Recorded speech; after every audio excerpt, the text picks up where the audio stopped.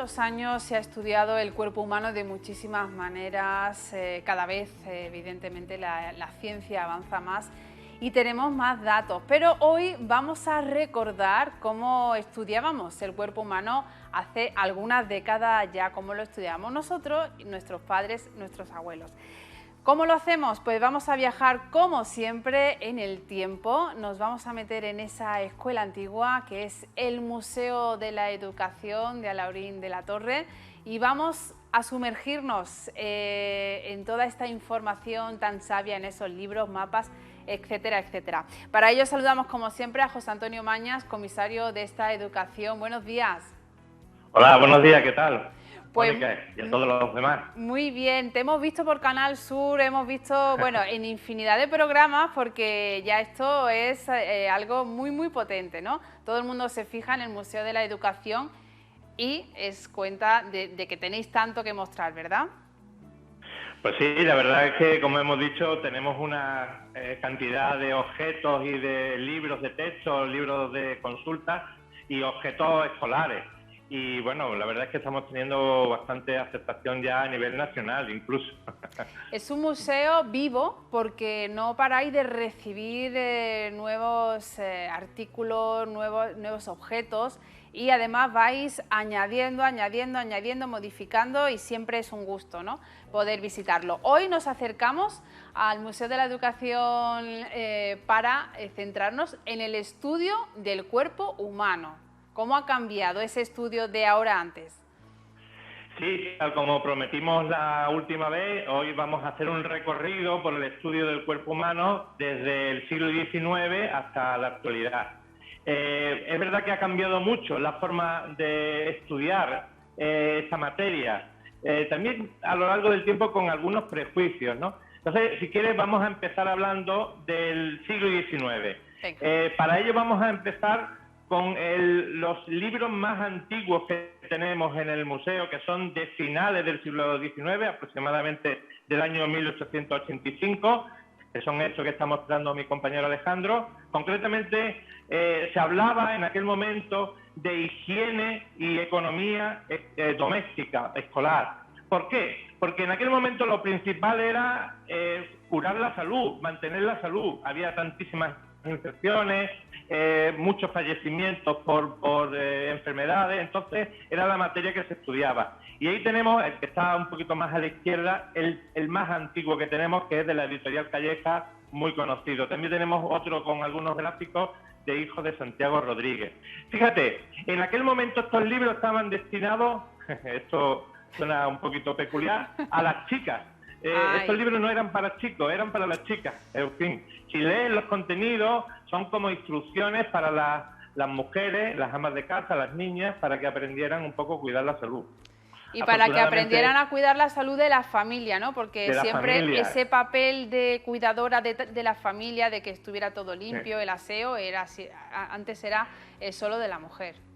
Claro, sí, bueno, eso era una forma de entender, estamos hablando del siglo XIX. Se hablaba de salud en el hogar, de enfermedades comunes, accidentes y las curas, y después los alimentos más importantes para mantener la salud. El siguiente paso que vamos a dar es hablar de principios del siglo XX. Y entonces, en el principio del siglo XX aparecen varios textos, entre ellos uno que tenemos ahí que se llama, seguimos con un poco la misma dinámica, La niña instruida, que es un libro de Ascarza que lo que trata es de cuidar un poco lo mismo que los anteriores, la educación de las niñas. Fíjate, este libro es bastante peculiar, porque si bien aparece a principios del siglo XX, aproximadamente sobre el año 1923, dura hasta la época del franquismo. Hay numerosas ediciones. Fíjate, ahí lo está enfocando mi compañero, las distintas ediciones. Después, ya un poquito más adelante en el tiempo, lo que se ve, lo que se estudia a partir de 1925, se llama Fisiología e Higiene. Y ahí tenemos una colección de libros de Dalmau y de Ascarza que hacen un recorrido sobre esa materia. No sé si lo estáis viendo en este momento. también distintas ediciones de este mismo libro, y más abajo aparecen ya los de la Segunda República, a partir del año 30, que son libros de la editorial Dalmau Carles Pla, que son de distintos grados, primer grado, segundo grado y tercer grado. Ahí empiezan a estudiarse los aparatos del organismo. Se empiezan a estudiar en fisiología el esqueleto y los músculos, y también el aparato respiratorio, el aparato digestivo, circulatorio, etcétera. Lo que no se estudiaba en esos libros, curiosamente, eran aquellas materias que eran un poquito más delicadas, como la reproducción y el embarazo. Todavía manteníamos ese tratamiento de esta materia un poquito peculiar, ¿no? Ahí está mostrando los libros. Estos son libros de la Segunda República, donde se estudian cada uno de estos elementos. Decirte que en estos libros aparecen sobre todo figuras masculinas, casi nunca de la mujer. Cuando se estudia el organismo son siempre maquetas, el ala es de un chico, no de las chicas.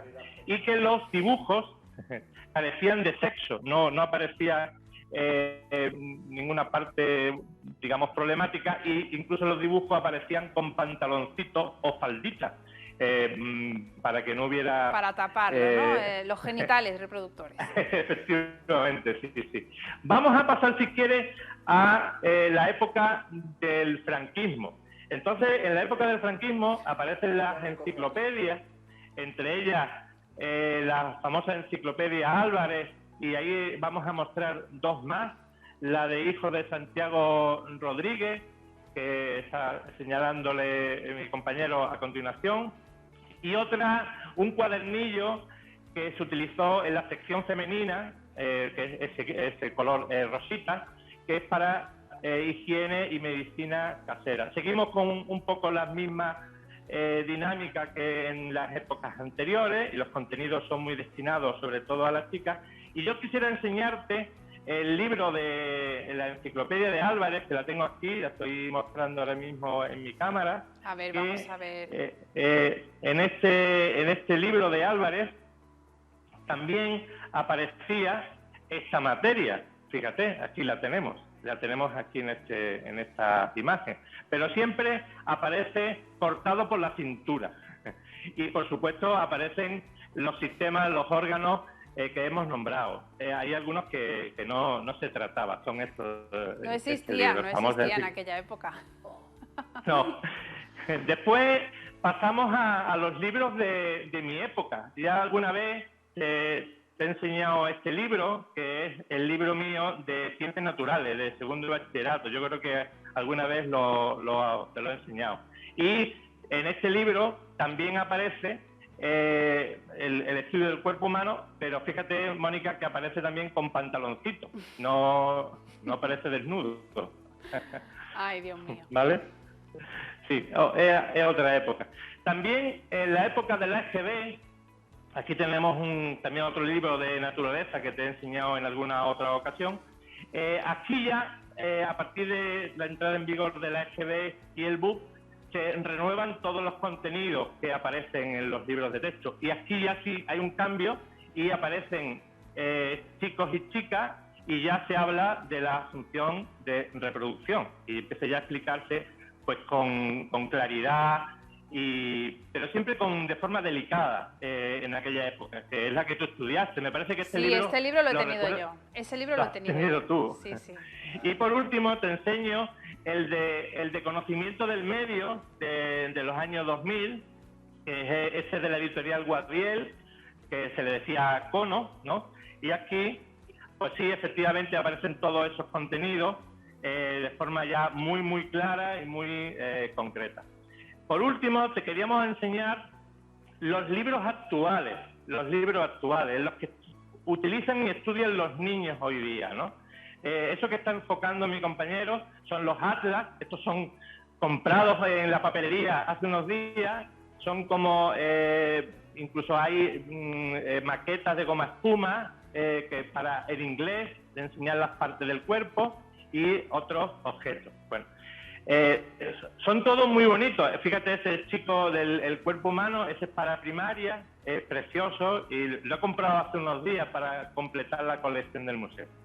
Si hablamos de materiales, vas a ver ahora una joya del museo, que son las láminas educativas.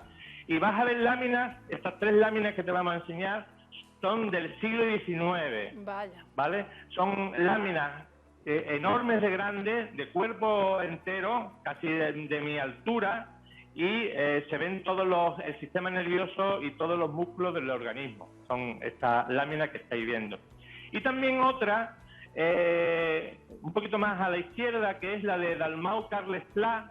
Es una colección de 4 láminas que hemos puesto, una de ellas, la del circulatorio y respiración.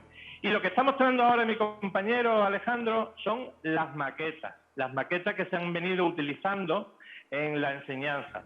Cuando llega la democracia y aparece los nuevos contenidos en esto que hemos dicho, EGB Book, aparece una empresa, la Empresa Nacional de Óptica, ENOSA, que dota a todos los centros de un gran volumen de material para la ciencia en general y para el estudio del organismo, del cuerpo humano. Aparece, por ejemplo, esta maqueta, que tenemos el lujo de tener una completa, incluso con la carátula que cubre todo el interior, y después otra del cráneo, de distintos, del hígado, de los riñones, y verás también otras ya de plástico, que son de la última época, de los años 2000. Bueno, tenemos una del ojo, otra del oído, del corazón. Estas ya son más recientes, ya son prácticamente de los años 90, del año 2000. Y queremos terminar este recorrido rápido que estamos haciendo con otra cosa que nos gusta mucho, que son los juguetes educativos. Y ahí tenemos algunos muy famosos. Por ejemplo, anatomía humana. Y me he tirado unas horas montando el esqueleto, que no me ha quedado muy bien, parece que está bailando. Está muy bien, está muy bien. Bueno, está como posando, así como hoy se posa. Y después tenemos Centro Médico, que fue otro juguete también muy conocido. Ahí tenés el esqueleto y los músculos. Y después tenemos también otra cosa muy famosa, que fue la serie de televisión Érase una vez. ¿Te acuerdas? Érase maravillosa. una vez. En este caso... Qué maravilla. ¿Te acuerdas? ¿No? Sí. Había varias. Me encantaba. Érase una vez el hombre, los descubridores, y había una que era fantástica, que yo recomiendo, que era Érase una vez la vida o Érase una vez el cuerpo humano.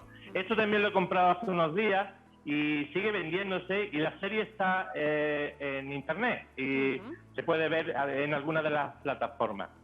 Y para terminar, quería enseñarte una cosa que alguna vez hemos sacado, que es el álbum de cromos Vida y Color. Y dentro del álbum de cromos Vida y Color había una sección dedicada a los cromos del cuerpo humano. Y si te fijas, en el ángulo superior izquierdo hay un cráneo. Ese cráneo, esa estampa del álbum Vida y Color, ya creo que alguna vez lo hemos dicho, era la estampa imposible. Esta había que dedicar horas y horas de calle para conseguirla. Vamos, como el Messi de los cromos de fútbol. Efectivamente, esa era, en aquella época, estamos hablando de los años 60, fue un cromo imposible de conseguir, ¿no? Qué bien. Bueno, ¿qué te parece, Mónica? Bueno, me ha encantado, no se puede contar las cosas mejor en menos tiempo, qué maravilla, de verdad, y qué recorrido tan bonito hemos hecho a través de estos libros, de estas maquetas y de estos juguetes, que yo, por cierto, con Érase una vez en la vida aprendí muchísimo cuando era pequeña. Esos son los juguetes que tenemos que tener hoy en día para nuestros hijos, y esos dibujos y esas series de televisión, que son muy educativas. Fíjate que ha cambiado mucho la educación del estudio del cuerpo humano. Hoy día, pues a partir de los años 90, aparecieron los DVD, los CD-ROM, los atlas que te podías conectar. Y hoy día los niños se conectan a todos estos contenidos a través de las páginas web, de la pizarra electrónica y, como te decía antes, ahora los contenidos son completos, no como en las primeras épocas que hemos dicho, en que había pues censura de contenido. Hoy día se estudia, pero se estudian todos en función de la edad, primaria, secundaria, bachillerato, y sobre todo de una forma muy delicada, y que los niños aprendan una cuestión fundamental. Fíjate esto que está señalando ahora mismo mi compañero Alejandro, esa maqueta, ese velorcio que se llama, ese atlas anatómico, es el más antiguo que tenemos, que es del siglo XIX, de mitad del siglo XIX. Hoy tú sabes que todos los alumnos, chicos y chicas que estudian medicina, tienen que comprar una cosa que se llama el velorcio, en primero de medicina cuando estudian anatomía, que tienen que ir haciéndolo con recortables y pegándolo, para después poder, en los exámenes de anatomía, poder describir dónde está cada parte del cuerpo. Eso mismo se hacía en el siglo XIX con algunos chicos ya de bachillerato, y ahí tenemos 3 atlas, uno, el que hemos enseñado antes, del siglo XIX, y se que pone el hombre del Maucal Desplat, de principio del siglo XX, y el otro que está en el centro más pequeñito, de los años 60. Pero el que está a la izquierda, perdón, a la derecha, ese es una verdadera maravilla. Si pudieras verlo un día que vengas, me gustaría que lo vieras. Sí, pues me voy a pasar, claro que sí. Oye, José Antonio, muchísimas gracias, de verdad, porque siempre nos dejas con la boca abierta con todo lo que tiene, que es que parece que la colección nunca se termina de ver, siempre hay cosas nuevas, y de verdad que estamos muy agradecidos de que nos la vayas mostrando cada mes. Un beso muy grande, no sé si te queda algo más por decir. Bueno, decirte que a final de este mes ampliamos el museo con una nueva sala enorme, muy grande, que complementa a la sede actual y que se va a dedicar en exclusiva a ciencia. Me parece que ya lo dijimos, ya está totalmente acabada, estamos montando el interior, y que por supuesto me gustaría que asistierais a la inauguración. Pues y ya pues hablaremos tú y yo para el próximo programa con alguna otra cosa divertida y que tienes ya en mente, ¿a que sí? Pues sí, la verdad es que ya la tengo en mente, pero bueno, vamos a esperar un poquito. Vale. Bueno, pues nos quedamos ahí con la incógnita. Muchísimas gracias, José Antonio Mañas, gracias, Alejandro, gracias al Museo Andaluz de la Educación. Un saludo. Muy bien, pues muchísimas gracias a todos y hasta la próxima. Hasta la próxima, gracias.